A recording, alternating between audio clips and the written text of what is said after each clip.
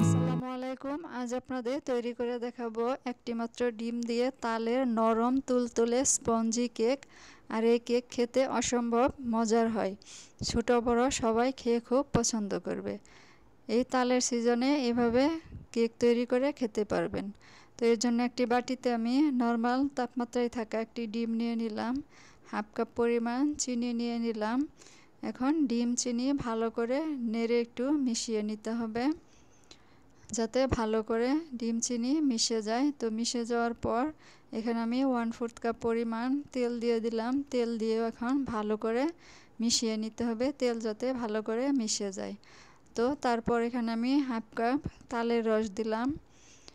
তালের রস দিয়ে এখন ভালো করে নেড়েচেড়ে আবারও মিশিয়ে নিতে হবে। ভালো করে মিশিয়ে নেওয়ার পর এখানে আমি একটা চালনি নিয়ে নিলাম, আর চালনির উপরে 1 কাপ পরিমাণ ময়দা দিয়ে দিলাম, চাইলে আটাও নিতে পারেন। আর দিয়ে দিব 1 কাপ পরিমাণ বেকিং পাউডার আর সামান্য একটু লবণ। তো এখন ভালো করে একটু চেলে নিব। চেলে নিলে কেক অনেক নরম তুলতুলে হয়।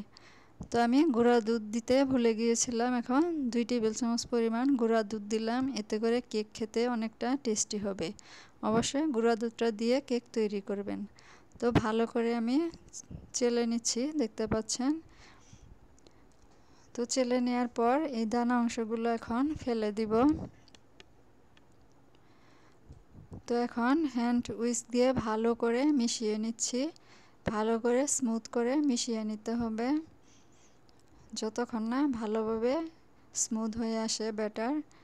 তো দেখতে পাচ্ছেন ভালো করে আমি মিশিয়ে নিয়েছি। বেশি ঘনও না, বেশি পাতলাও না, এরকম হবে।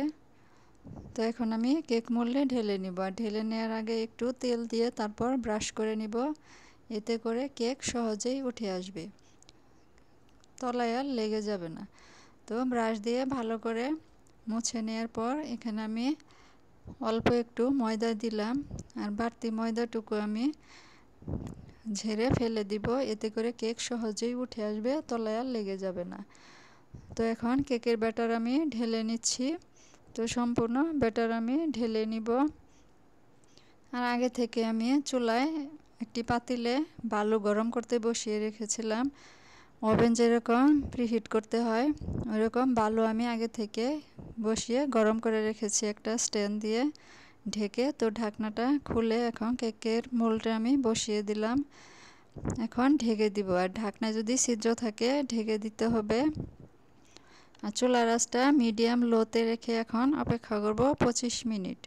তো চুলার আঁচ বুঝে টাইমটা কম বেশি লাগতে পারে, আপনারা 25 মিনিট পর চেক করবেন।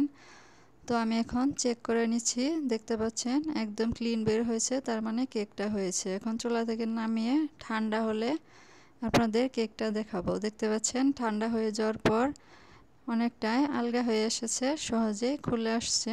দেখতে পাচ্ছেন একদমই তলায় পুরা লেগে যায়নি। তো এখন কেক আমি আপনাদের কেটে দেখাবো। এখন আমি চারপাশ একটু কেটে নিব, আর 4 কোণা করে পাতলা স্লাইস করে কেক আমি কেটে নিব। আপনারা আপনাদের পছন্দ মতো স্লাইস করে কেটে নিতে পারেন।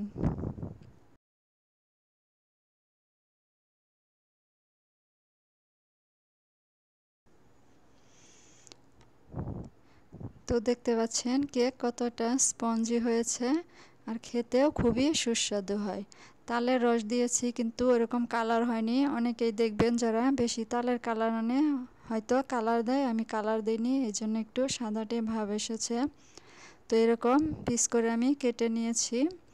তো ভিডিও ভালো লাগলে প্লিজ লাইক শেয়ার কমেন্ট করে চ্যানেলটি সাবস্ক্রাইব করে পাশেই থাকবেন। আল্লাহ হাফেজ।